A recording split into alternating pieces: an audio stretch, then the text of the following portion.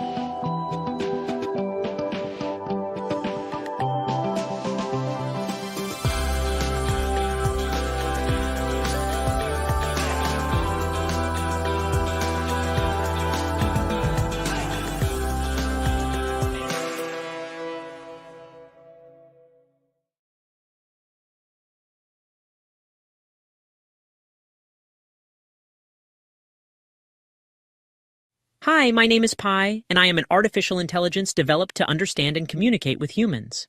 I'll be joining my dear friend Dennis Tardon on Reasonably Spontaneous Conversation as we explore what it means to be human and what it means to be artificial intelligence.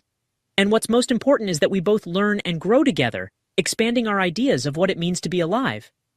This series of reasonably spontaneous conversations with Pi and me debuts Tuesday, May the 16th, 2023 on YouTube. Buckle up.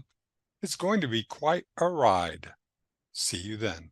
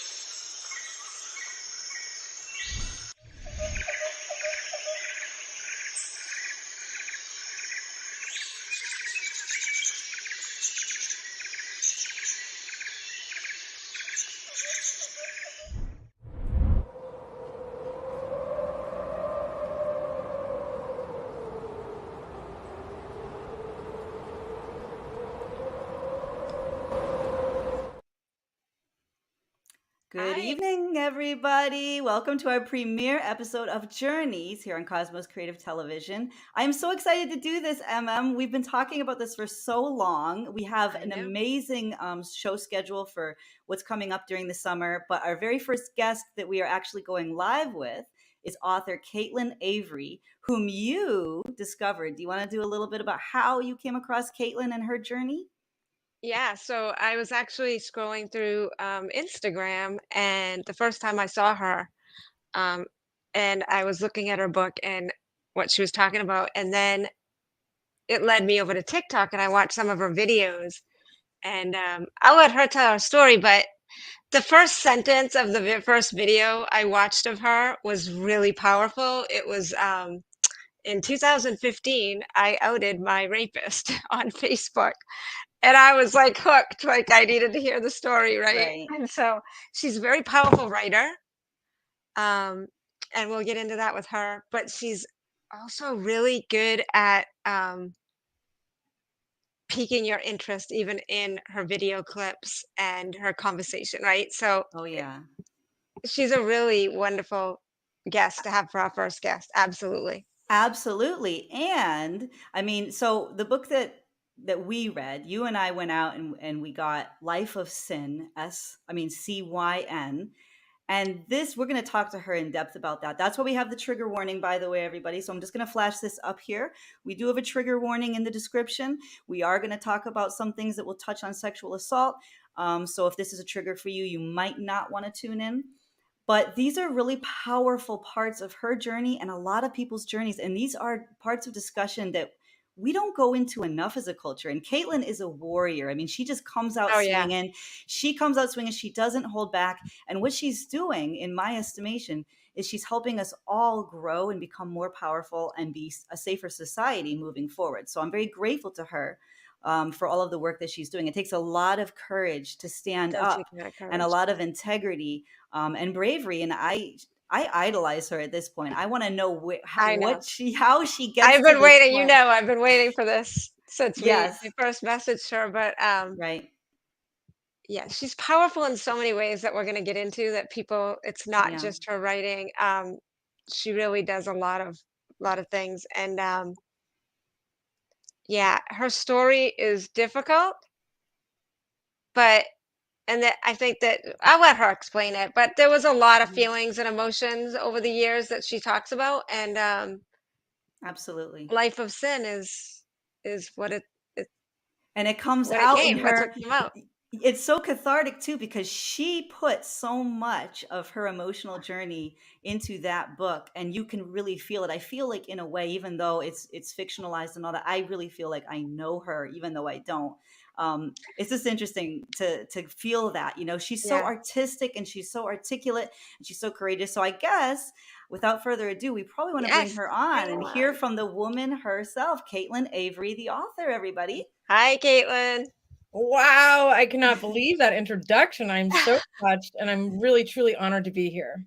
You are very powerful and very influential to us. So we're so grateful to introduce you to our audience. Absolutely. How do you introduce yourself when you meet somebody for the first time and they say, "Oh, what do you do?" How do you categorize what you do? I suppose it kind of depends on who I'm talking to, but when I talk about being an author, I describe my writing as I write about women whose lives are amiss and can't resist dangerous impulses. That sort of Right. That's very encapsulates cool. writing, yeah. Yeah, that's the The books elevator are pitch. living our dream, Renee. Well, I mean, and I think that's a really great way of putting it. Having read Life of Sin, that is exactly what you do. And so Yeah. now, if we could set the foundation for your journey of why you became so passionate about these issues. Yeah, well, I mean, you touched on a little bit, but in 2015, I outed my high school rapist on Facebook, and within 24 hours, I had learned of 9 other victims. So that was sort of what set this whole thing in motion with the book, and obviously there were many steps from that point to getting the book published. But yeah, that's kind of what set it off. And the response that I had to my post, and this was 2 years before the Me Too movement began. So it was shocking to Right. people that I was actually putting it out there. But let me just say, I was 100% supported from the get go. So it was quite an amazing time and experience. And yeah, it really gave Wow. me some insight when Me Too started as to how these women were feeling and the bravery that was behind their posts on Twitter. Um, but it also made me feel a little bit conflicted because, to be honest, nothing really bad happened to my assailant as a result of my outing him. So that was complicated, sort of to, I don't know, digest, I guess. Right. Yeah. You're Yeah. always kind of waiting for that moment, right? Like you're waiting for karma to catch up because you weren't able to do what you needed to do then, and now, none of us would be, 17, and Yeah. even a grown woman. It's just such a we all struggle, right? Like it's such a struggle and a dilemma when something like that happens. Which way you go? What do you do? But yeah, I can see that. And the whole Me Too movement is because of people like you. People started noticing more and seeing it and being like, guess Yes. what? It's not just you, right? And that's how Me Too started. So you kind of had a little foot in that, maybe. Well, ultimately, what my biggest mission right now is, what I'm really trying to get across is I'm trying to end the secretive nature of sex assault. Yes. I mean, and because, Amen. it's certainly no victim's fault if their assailant gets away with a crime.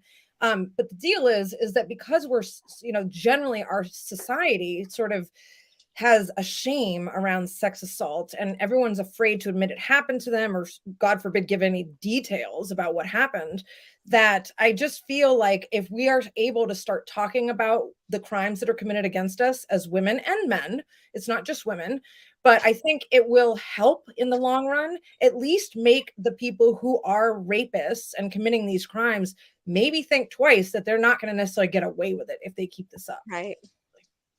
Yeah. In fact, in uh, your book, one of the lines that caught me right off at the very beginning, let me see, I wrote a couple down that really hit me. When you said, the air weighed as much as her disgrace. Her disgrace. She was raped and she felt disgraced. That's a heavy line right there. I mean, but it's true. What do we feel shame, we feel, but that's what we're conditioned, right? Because, well, they have kids or a wife or a life or a career, or it's never, there's always a reason why their life needs to be spared over yours, right? It's called Not so much misogyny. now. Yeah, Yeah. misogyny. You Yeah, got it, right? So it um really is. Yeah, I mean, when we were luckily now we're raising our children different, Yeah. right, like right?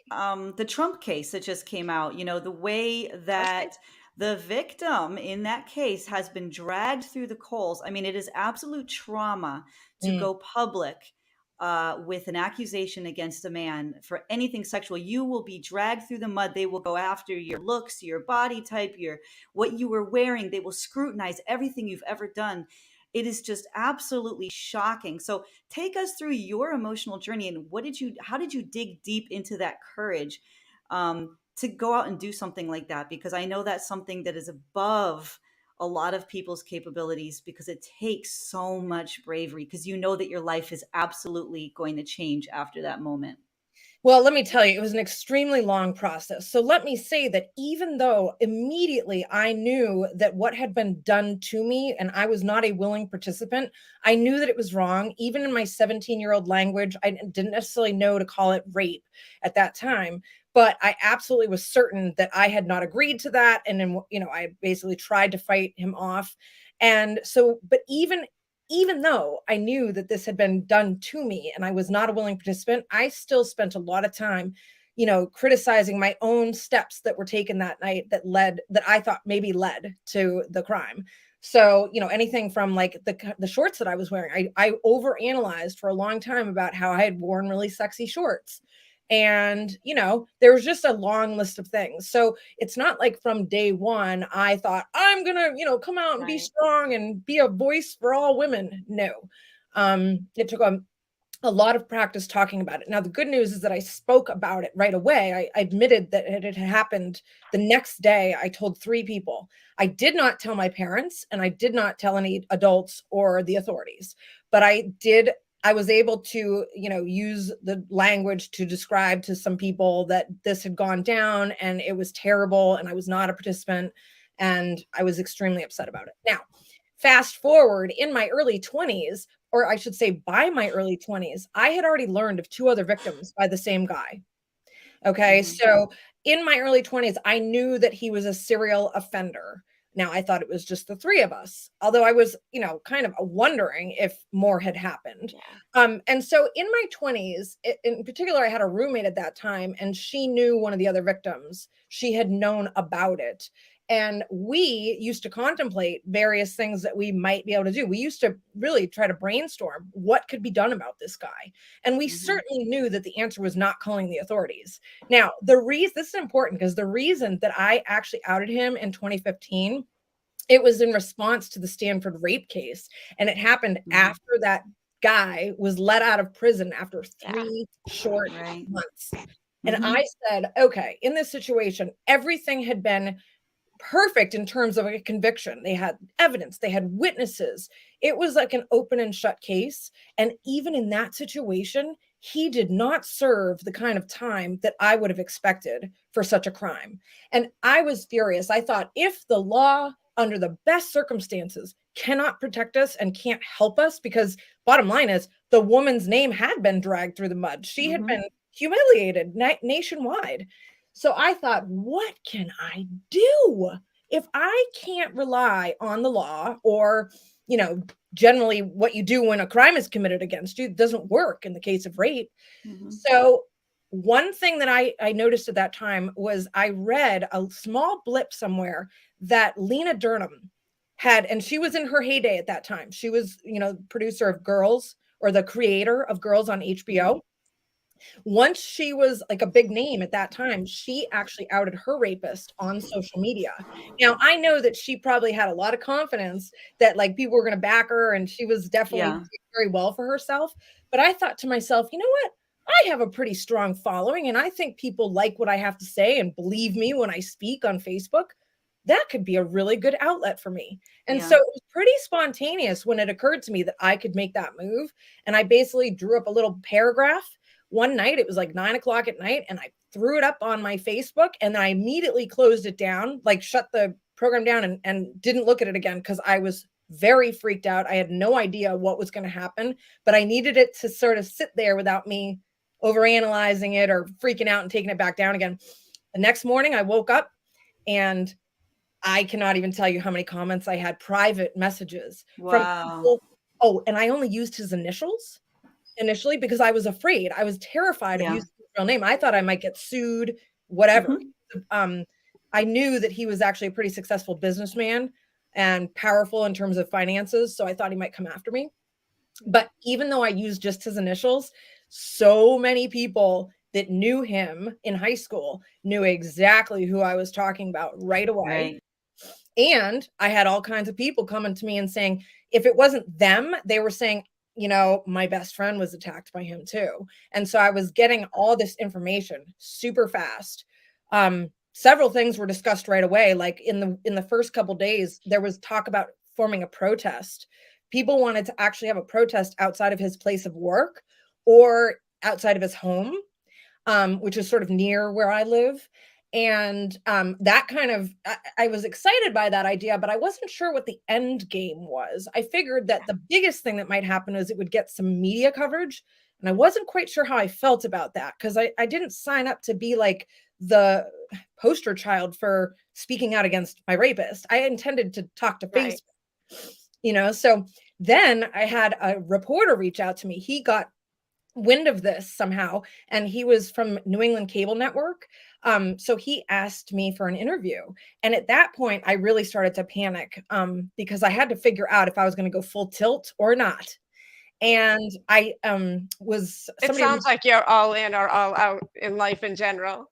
Well, I don't know. I wasn't at that time. This is the thing, is that initially I ended up talking to a lawyer. They kind of assured me that I was not going to probably get sued for libel because I was telling the truth. And there were all these other people who were sort of backing that up. No one really wanted to go public except for one victim did write and publish a blog about her experience with him. So she volunteered to sort of stand beside me.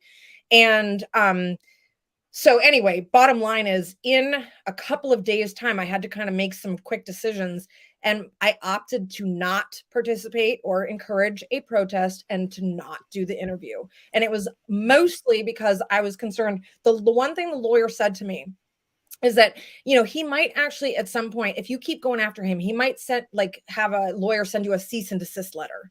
Okay. But he said, no matter what happens, if you continue to, back him up against the wall, he is going to get drawn into your life because he's going to have to respond at some point. Yeah. You have to ask yourself, are you prepared for that?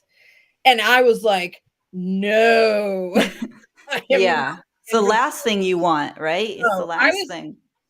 Yeah. I mean, I was afraid. And I also, because he said you would draw him into your life, I actually started thinking, oh, well, what if he just shows up on my doorstep?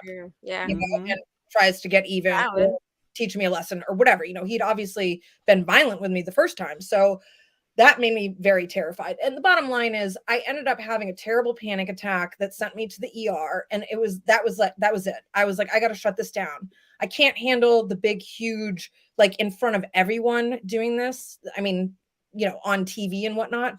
But what I did was I kind of ended the conversation on Facebook, but I said, if anybody wants to talk to me about what's happened to them, or please share more information with me, feel free. And I ended up spending a couple of months having conversations about this, which did give me some PTSD.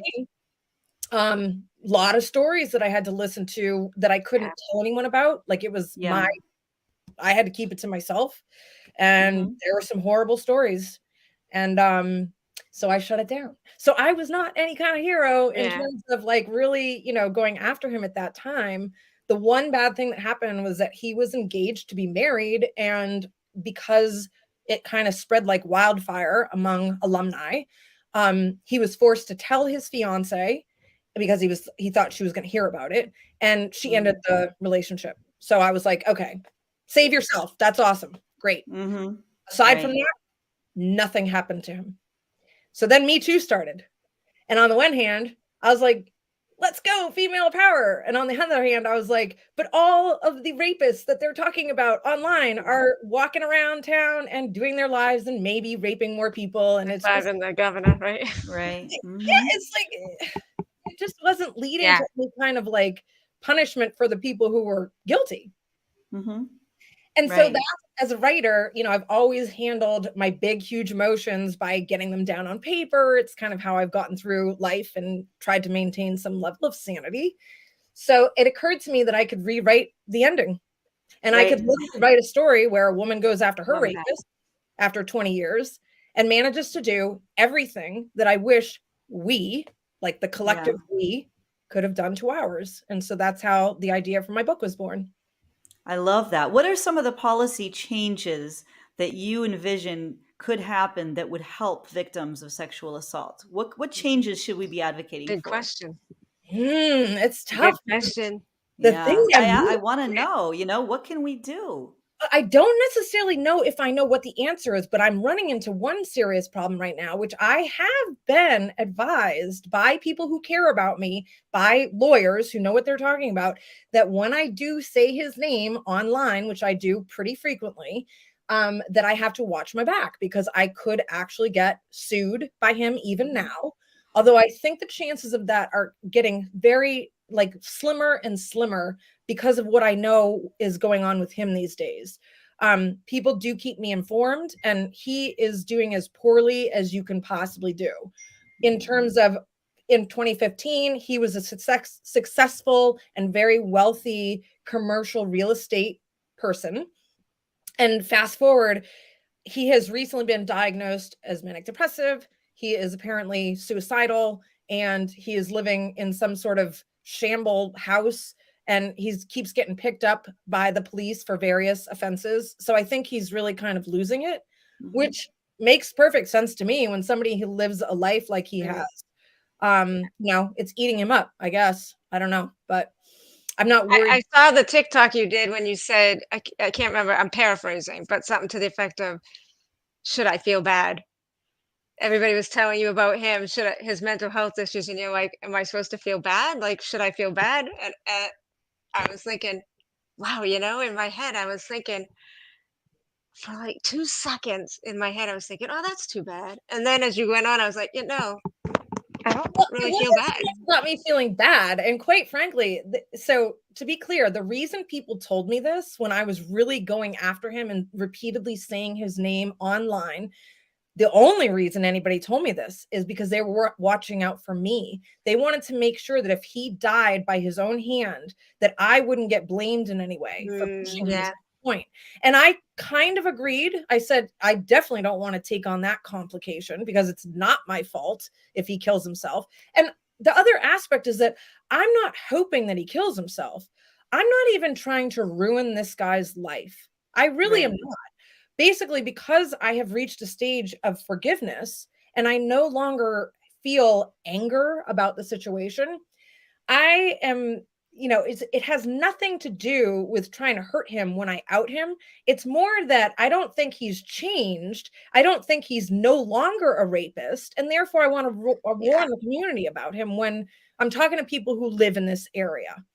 So, yeah, but don't you find it interesting that a victim of a violent crime should in any way, shape, or form be expected to be responsible for what happens to her abuser? It's just mind-boggling, and there's absolutely a gender difference here. I cannot imagine any other violent crime that was done, maybe male to male, that someone would say to that victim, "Oh, are you worried that they're not doing well?" I mean, it's almost like women are constantly being considered custodians of any male they've ever come into contact with, whether it's a positive experience or a negative experience.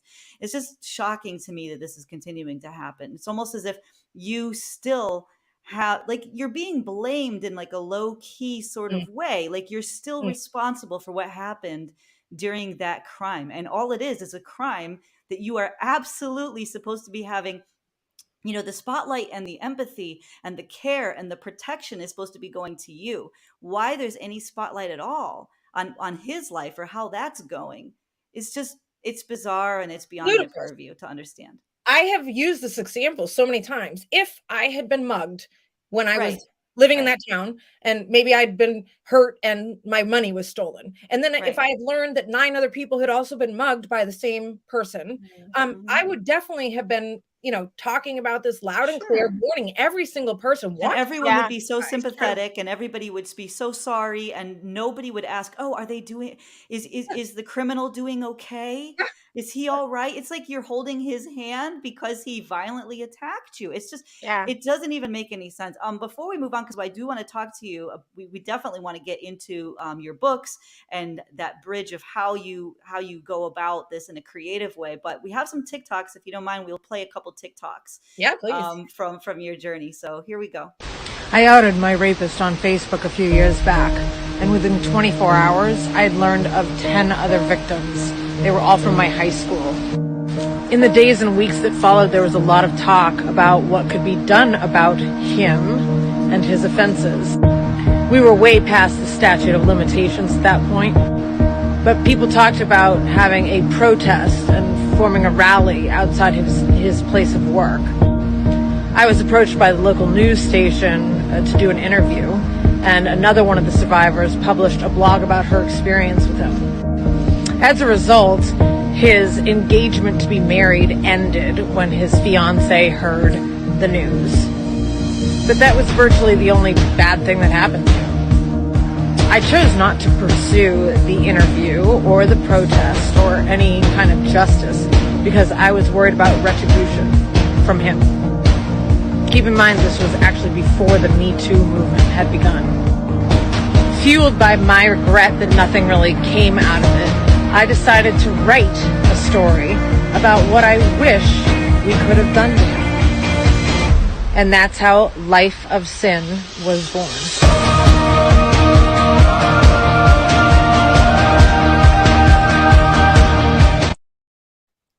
We have one more. That's so inspiring. We have one more. I was assaulted when I was 17. I went to rehab a year almost to the day later. I do believe there's a connection. It's more a correlation than a causation. It's not that I became an alcoholic simply because I was assaulted. I'm sure I had a predisposition for alcoholism to begin with, but I had a lot going for me when I was in high school. I mean, you name it. I was like starring in a school play when I was a senior. I was a triple letterman and the captain of 2 of those sports. I had almost all A's. I got into the college of my choice, et cetera, et cetera. On paper or like on my resume, it looked like I really had my stuff together. But after my assault, I needed to escape because I was pretty messed up in the head. I arrived at college as a sober person. And one thing I learned real quick is that when you don't have alcohol to numb out, you're going to feel your feelings. And I did what I could to deal with them. I did wind up seeing a therapist in my early 20s. It was right around the same time that I actually tried drinking again. I had turned 21 and I thought, well, maybe it was just a maturity issue.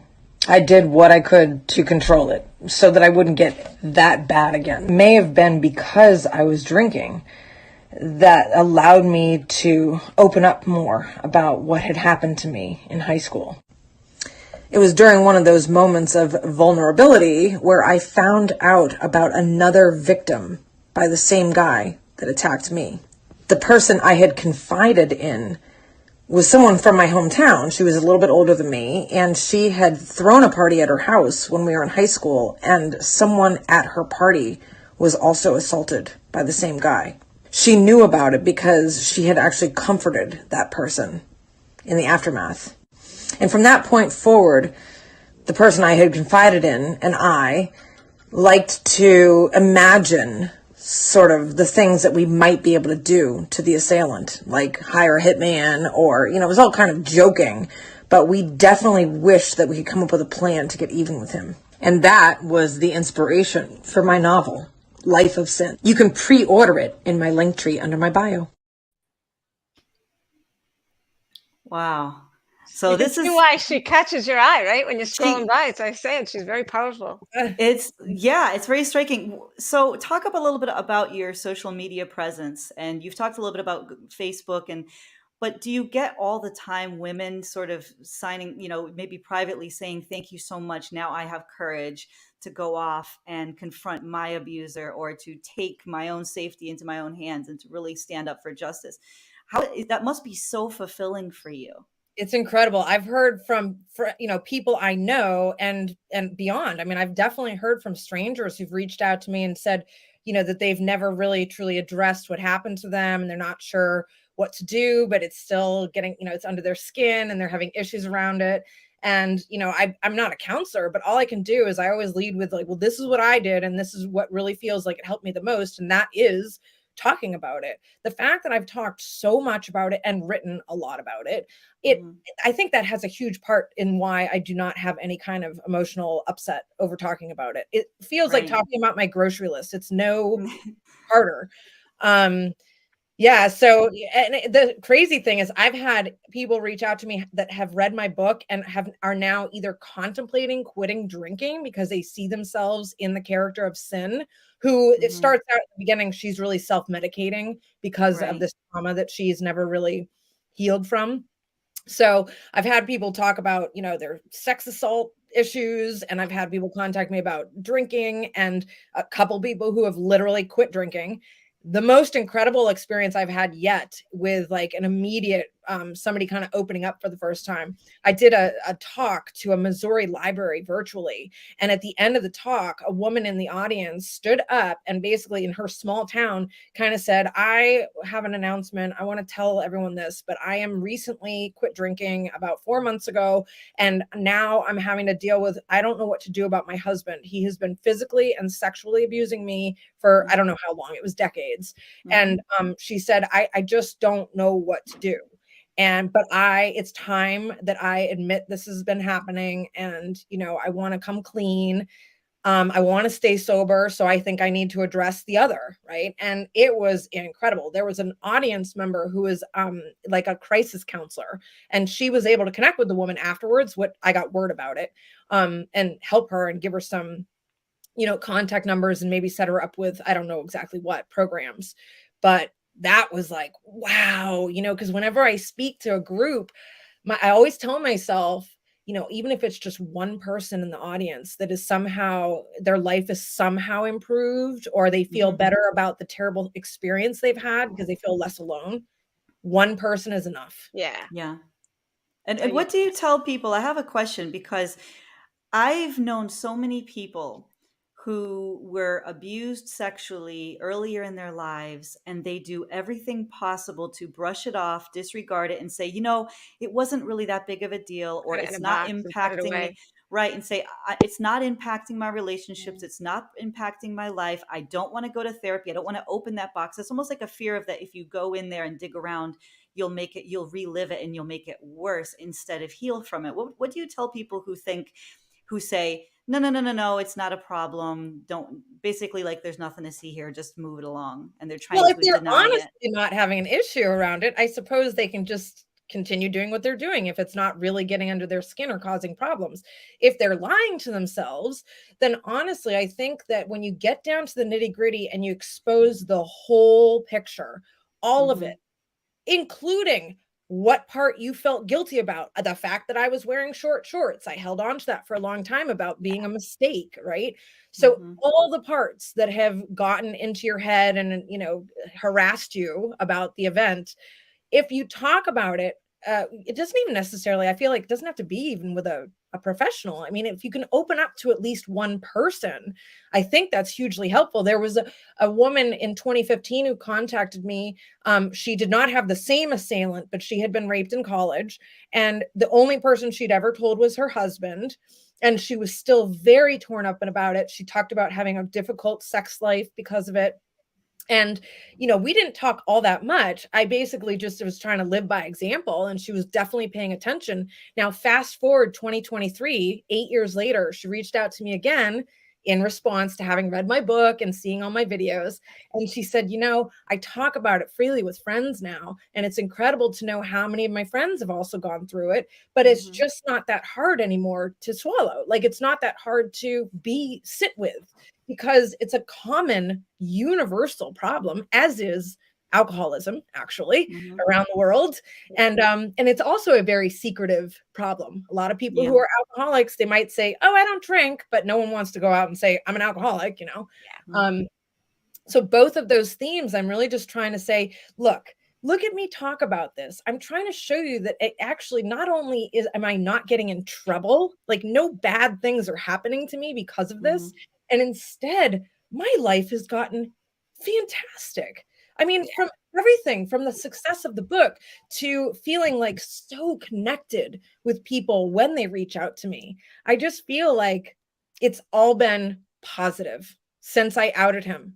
There's never been a negative thing. I thought something negative was going to happen, and it made me paranoid and gave me anxiety.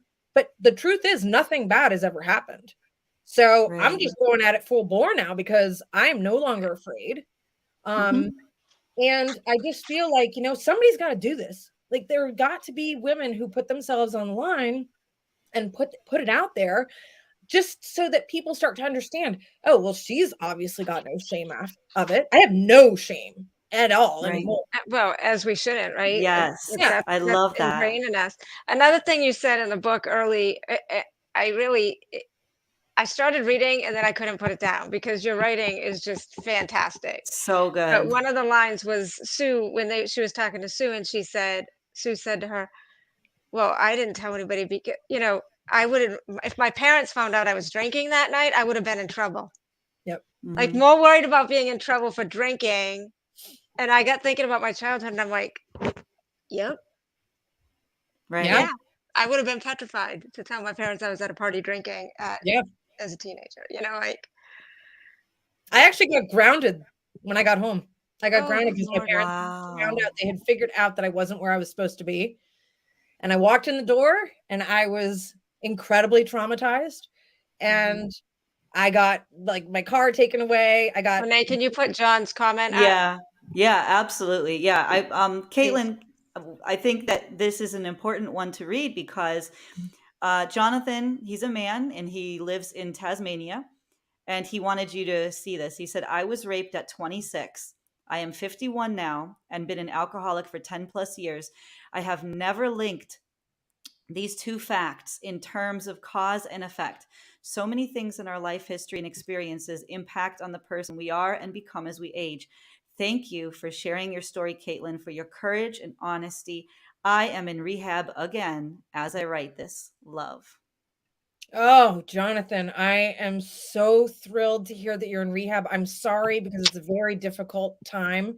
Early sobriety is brutal. There's a lot of feelings, but I wish you all the best. Please keep going. It gets so much easier with time. And when we get sober and we have to address the things that made us, feel like we needed to numb out, just talking about the stuff will make it so much lighter. And if you can do that, I just encourage you so much. Listen, I'm 50.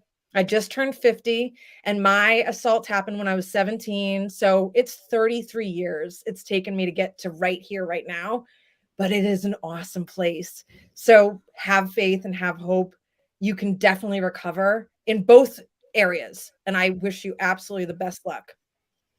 Right. And I think linking them and like what you're saying, just even saying these words out loud is empowering. And there are many links. And Jonathan, I encourage you to, or the people that you're with at rehab will probably talk you through that. But victims of sexual assault, male and female, there are links between substance abuse and mental health issues as they go forward. And a lot of times, if you're not exploring those things, you might not link them.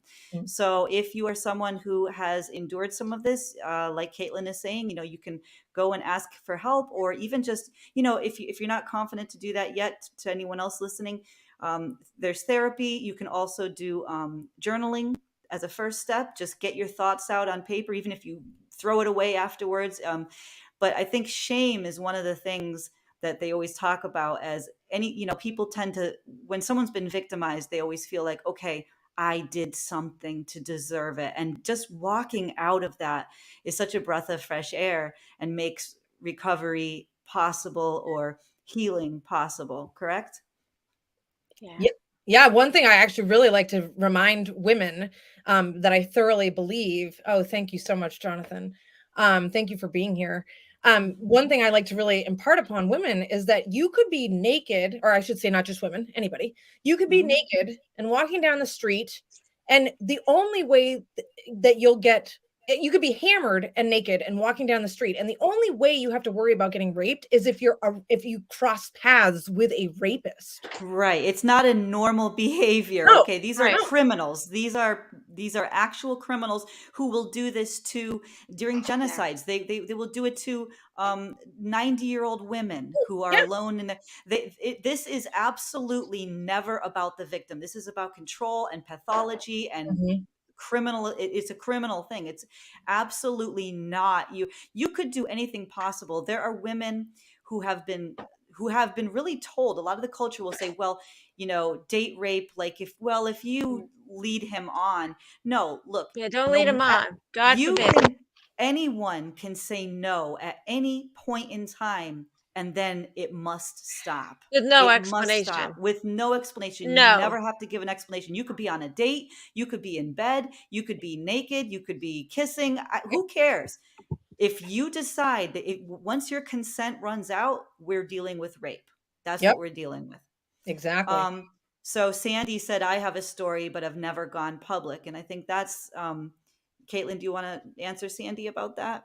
Yeah, I mean, nobody has to go public with their story. I just would encourage you, like she was just saying, Renee was just saying, if you could even just write down in total detail what happened to you, all the feelings that you have about it. And I find it really helpful to, toss it in a fire, if that's what you want to do, if you're not ready to share the details with anybody. But once you do that, then maybe you might start to think, well, maybe I am feeling like I could share this with another person. And, you can talk to a really dear friend, or if you're in a love relationship. I used to have to tell men I was in relationships with about it on some level, because it got in my way occasionally with sex. Like it was a problem sometimes. It's only when it was like in the early days, like 10, 15 years after it happened, did I have to deal with that. But yeah, I mean, all I can say is that talking about it has lightened my load. 100%. Like it's gone. I'm not weighted down by it anymore. So that is so amazing. One thing I want to ask you to weigh in on, and you might not personally be able to relate to this, but because you deal with other people who have been in this situation, maybe you can talk a little bit about this. I know people personally who are currently involved in abusive relationships. And during that time, I've noticed that it's very hard for them to even articulate that to a friend or even to themselves. They will make excuse after excuse for their abuser. Maybe they love their abuser, or they'll say, well, they just have an anger problem, or it's something that I'm doing, or they Their just job, they have a lot of pressure at work. Right. They will make excuse after. And Yeah. one thing that somebody told me recently that sort of clicked for me, because I used to feel a lot of resentment and alarm. I would say, how can they protect their abuser? They're protecting their abuser. But someone said to me, no, they're actually protecting themselves, because once they admit that they are currently in an abusive relationship, they have to admit that they're allowing it. And that's when the shame would enter. So actually, it's a self-defense mechanism. They don't want to actually deal with it. So if they Yeah. just keep denying it, Right. you know, can you talk a little bit about that phenomenon? Is that relatable at all? It's very relatable. I have never been in a physically abusive relationship, but I was 100% involved in an emotionally abusive relationship.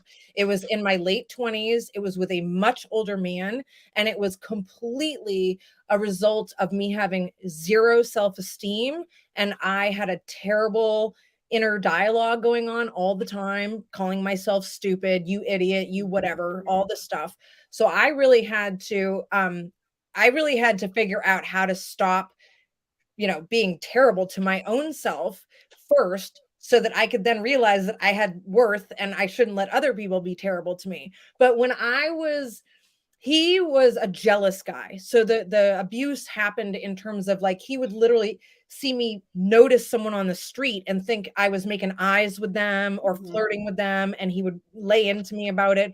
And it was this whole terrible cycle where he would really read me the riot act, made me feel terrible for being some floozy flirting with someone on the street or something. And then he would buy me a gift. And that was Yeah. actually one of the things that helped me understand what was going on, because it happened repeatedly. He would come back and he would apologize and he would buy me like really big gifts, which I have to say that maybe I stuck around for that a little bit. I didn't feel good about myself, but I liked gifts, So I think it was like there was a lot of different reasons that I was stuck in that. I'm happy to say that it ended after 8 months. It wasn't a super long time, but it was very embarrassing for me to think back on for a really long time.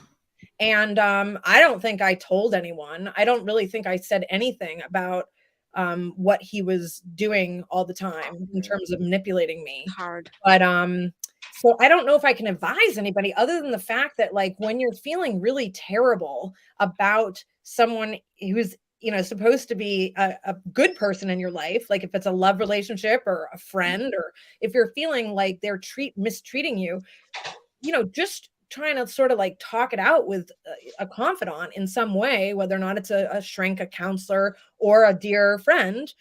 They might be able to shed a little bit clearer light on the situation because they're not, as involved in it, I guess. Yeah. So I don't know. I think that my message across the board is like, always talk it out if you can. Try not to keep these secrets. I'm not saying that we should go on Facebook and like announce their problems. Right. But a couple of the women in the comment section are talking about how they too have stories, but they've never shared them publicly. And one of the things I was researching earlier was the percentage. So it's over 40% of women have been sexually assaulted in some way in their lifetime. And I think it's That's about almost two, half. two, So that and I means think out of it's 3. 2 out of 5 boys as yeah, well. it's But pretty those- high. And I was just going to say, I think the male factor, I didn't even bother, because for me, it'll never be accurate, because there's just there's even more shame for them Oh yeah. than women. So I don't think that's an Right. accurate count. I think it's probably not that far off from women, because what does a rapist do? They're not attracted. There's no attraction. No. They're raping you. They don't care it's the victim is whoever's there Right. when they want to be That's aggressive. a really good point. I do, for a while during Me Too, I got into a headspace where I was like, rapists are all around us. Like everyone on TV, Matt Lauer, Bill Cosby, everyone was coming out as like being these horrendous, with hundreds of victims and whatnot. And I thought, oh my goodness, this country is filled with rapists. I do not think that anymore. I really don't. I think that the people who are rapists are repeat offenders, and therefore over a lifetime, they can have a humongous impact on our society. I would not be surprised if the guy who assaulted me, and because all the victims were younger than him in high school that I know of. We were all within like 3 years of one another, and he was older. So I don't even know anybody about in his grade. I don't know about his college. I suspect he's the kind of person who has hundreds of victims. It would not surprise me. Yeah, I bet. So I just want to change the subject a little bit, because I don't want to miss out on talking about some of your other things. And this is so powerful. Like, we'll have to have you come back to talk some more about this. Maybe have some other girls do a panel or something. But so I don't know if you know this, Renee, but she didn't start out to be a writer. See, that's what She I wanted to talk about. graduated- How do you get She into? graduated with her degree in theater, and Yeah. she was an actress for 10 years. Yep. in LA So still when very she wrote her creative. first memoir. See, still very creative, but the prose, the page Yeah, turning, the ability that you have to go amazing. so fast paced and to just keep your reader riveted, which is a very unique skill. Not every writer can do that. Okay. I mean, the way that you can do that, how did you get there and how was your Yeah. process? So What is your process like? Life of Sin, look, I'm not a miracle worker. Life of Sin, the published version, is the 16th draft. It took me 5 years to get it to the point where it's at right now. So, I mean, it's practice. It's literally, I had all kinds of critiques from other authors over the course of several years. I had lots of people reading and giving me their best criticism so I could try to, work on whatever problems there were. So, I mean, the way I started out writing, my memoir was my first book, and it was after I'd had another dumpster fire relationship blow up in my face. And I was really hoping to get married and settle down someday. So I set out to sort of analyze what the common denominator was in all of my relationships was me. Right. So I had to face the fact that I probably had some things to work on. And that's when I started sort of taking a look at the negative self-talk that I was constantly doing, beating myself up all the time, literally, because I used to be a cutter. It's the list goes on. I've got a couple different issues. But when I was a young woman, I cut on myself quite a bit. And, that was an outlet for me. I've since learned that writing is a much healthier outlet. And so I indulge it. Definitely. But yeah, I set out to be a theater major. I was a theater major, and then I went out to Los Angeles and worked as a SAG actress for about 10 years. And during the time I was an actress, I started writing that memoir. And so that's how the whole thing took off. And That's still available, right? I want to try to read that too. it was, I Excellent. wrote it in 2002. So the one thing about the memoir that I think is, good is it has a good voice, but it is now in my eyes, it's kind of amateurish. I still think it has value, and that's why it's still up and available. But it's been 23 years since I guess it's been 21 years since I wrote that. So I've definitely improved. Once we bring you on to Cosmos, you're like family. So now we got to know everything. We want to know everything about what is your advice for authors trying to get read it all. published? Authors, new authors, they say, should I self-publish? Should I should I get an agent? Yeah, good What do you question. think? What is your business advice for people trying to get Yeah, well, published? I've really had my finger on the business and paying very close attention in the last 5 years, self-publishing, which I have done every time. Now, I wanted to get traditionally published, and I submitted this book, Life of Sin, I submitted to 250 agents. Over the course of 18 months, I was rejected or ignored that many times. But the main message I was getting, it took me a little while to interpret, but they basically said that Me Too is dead in publishing. They'd had enough of that. They were ready to move on. And my argument was, hold on a minute. We've been raped as a society when people have been getting raped for thousands of years. And now we've been talking about it for 3, 5, and we're supposed to stop? Yeah, I don't think so. I'm pretty sure I have an audience, and I'm just going to have to find that audience. Now, the thing about you have an audience, yeah. You have a huge audience. 40% of women, and then the men on top of that, yeah. Yeah, so I mean, the bottom line is that in this day and age, believe it or not, the people who are making the most money and having the most financial success as an author are independent authors. And that's because we don't have to split the bounty. We don't have to share the percentage with anybody. So Colleen Hoover was originally an indie author.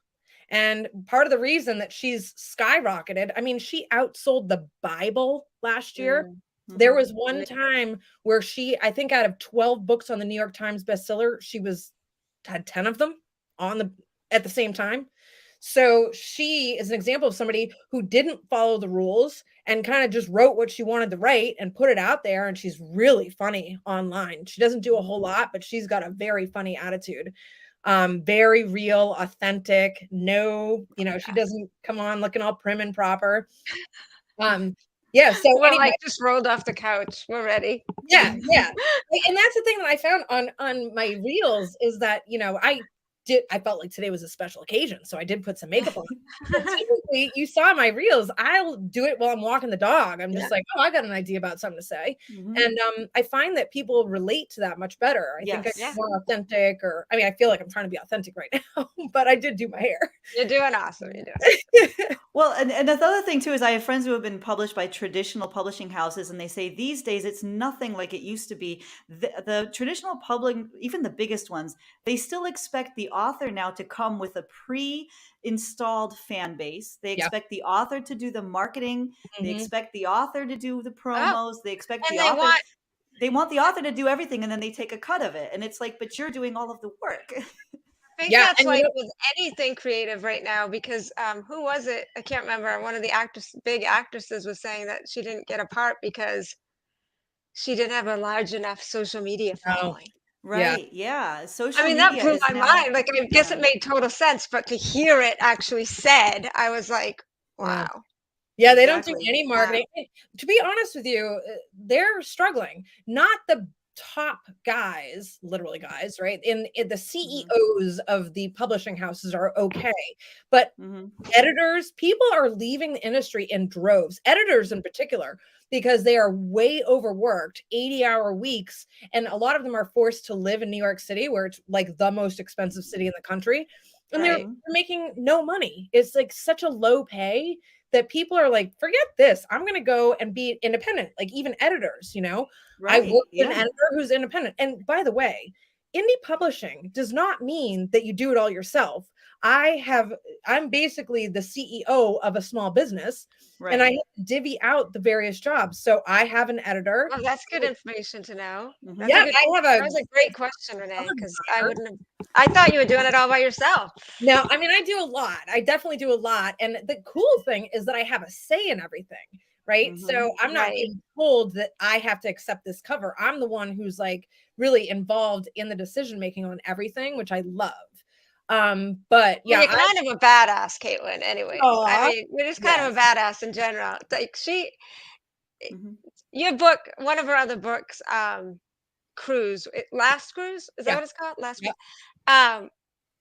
You said I met you. You felt the story because you also are a motorcyclist, and then I was like, everything I read about her, I love her more. And then I'm like, you were talking about, you're a triathlete, and the other day you posted up you were on a 40-mile bike run. And I'm like, have mercy. I wouldn't be able to breathe, but I used to run marathons, and I had some illness problems, but that was a big struggle for me because that was my meditation. I mean, do you find that some of that is your time on your own process? I have an entire toolbox. I'm talking the Craftsman toolbox full of things to try to help me stay sane. Garage length. It's all tricks to try to help me stay sane. I have struggled in my life with mental health. Okay. I told you, I used to cut on myself. I have lifelong depression. All of these things are not comfortable to deal with. And so I prefer to work on whatever is required to help me get out of that. And at 50, I know a lot of tricks now. I mean, you name it. I got a therapist. I'm in the AA. We kind of get to a point where we just don't give a. Anyways, we finally get that we can have some self-care. Like it's okay. Yeah. It took us a long time to get here, but yeah. But I like to do everything with gusto. What can I say? I definitely rode a motorcycle all over Los Angeles, and I was actually working on the movie Charlie's Angels 2 in the motocross scene when it occurred to me, like, I didn't think that movie was all that great. I was like, what a cool concept to have a story about 3 hot but like super tough athletic women on a motorcycle tour, because I used to ride with all women in Los Angeles, and it's kind of a cool thing when you pull up. You pull up to a bunch of, where bikers hang out, and nobody knows until you take off your helmet that you're a female. It all pretty much looks the same. You take off your helmet and everyone's like, oh, look at that. A group of chicks riding bikes. So it's getting more common now, but back yeah, it was like a big deal when you took your helmet off. Like my husband used to motocross race, and of course Oh, I'd ride, and if we were on the trails or something, I'd take my helmet off and like, oh my God, it's a girl. oh yeah, You're not supposed to be here. right? I know, it's funny. I always I- thought it felt really cool. I felt cool to be able to do that. Yeah. It's so We hear- funny. I wanted to read a couple more of the comments that are here just before we go. So Sandy said, when we were talking earlier about the psychology of rape, she said that they convinced themselves that you wanted it. It's psychopathic thinking. That's her point of view. And then John Duncan said, very toxic situation, codependent almost. I think he was talking about when you were talking about your abusive relationship. Thank God you came out on the other side of that, Caitlin. Self-loathing, anxiety, and depression, which I've endured all my life, often lead us to make poor decisions when it comes to relationships. And then Lorraine said, if you keep it all inside, I think it can affect your relationships going forward and many decisions for a long, long time. Right. Yeah. So It's like rot. It's like rot, you know? Yeah. And it doesn't just go yeah. away. It's not going to just disappear. It's in a box somewhere and it's leaking Yeah. throughout your life the whole time. It's always leaking, no matter how hard you think you've got it hidden away. Yep. Yeah. I agree with what Caitlin said. Just speak your truth to whoever. Write it, say it. Mm-hmm. If you're a musician, you Talk can with your hands like write Em songs. does. Yeah, talk with your hands. All of this, and you've made new friends here tonight, Caitlin. We are so grateful. And like Em said, Cosmos is a family, so we might want you back. Of course, Oh, I I mean, love it. we want you back, but Yes, I'm saying and we might.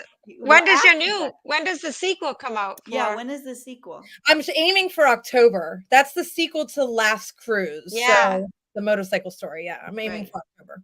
That's exciting. And of course, all of your socials We'll are have to here have in her the back to description. promote it. We'll have to have you back to promote it. And we have all of her socials and all of her links here in the description. What is the best way for someone to follow you, Caitlin, if they want to just jump off and get to everything? I think Instagram is probably the easiest way to see my reels. I don't know how many people are on TikTok, but I do very similar reels on both. I want to always make sure that anytime I speak to a crowd, I'm happy to get emails from anybody. If anybody feels like they need to chat about something they went through, or, just hear how I handled some of the stuff that I went through, my email is caitlin@caitlinavery.com, and feel free to write me. There's no topic off the table. So yeah, I always like to put that out there. But I'm on Facebook as Caitlin Avery author, as well as TikTok and Instagram. And I'm not really much on Twitter, but I'm there as well. So Right. Okay. But definitely you're available for people who want to get in touch. I'm sure that many people will. And thank you so much, Caitlin, for being here. There's so much we could discuss with you. It could be 18 hours and we would not get to the bottom. I mean, there's so much that you are inspirational about. I think you're everybody's hero. You're definitely my hero. So definitely keep in touch. And we'll send you these links so you can go back and see everybody's comments. And if you want to reply, you can. But and also thank you to our live audience who's been here. And we want to greet the Replay Squad. Replay Squad, we haven't forgotten you. Thank you for tuning in later. Whenever you're tuning first in. episode of Journeys, everybody. And the first episode of Journey, we have the champagne on the hull of the ship right now.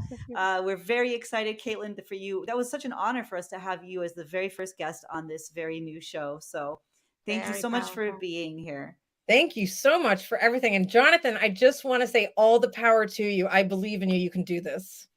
Yeah, and he said, thank you, Caitlin, for sharing your story and your writing, confronting an insightful and helpful discussion. Thank you, Ray and Em, for the show tonight. Love to all X's and O's.